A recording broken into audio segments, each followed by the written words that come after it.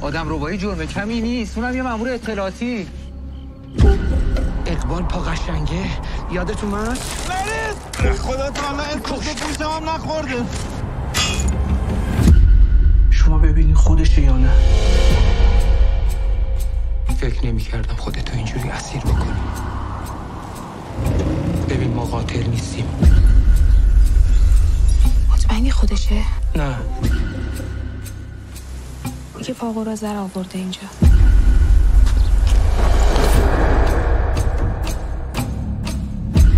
5 سال صبح تا شب تو خواب و بیداری دارم با چشم بسته دست میکشم رو پات.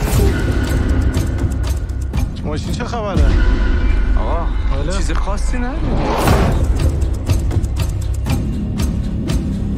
حالا که مسئله شخصی نداریم پس همتون بدونید این کثافت امروز باید حرف بزنه.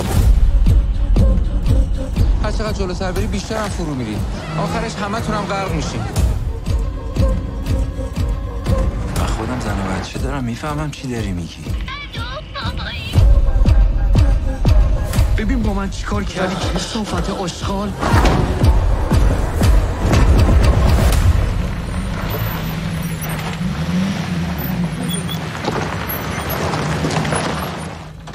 حالا میخوای چیکار کنی؟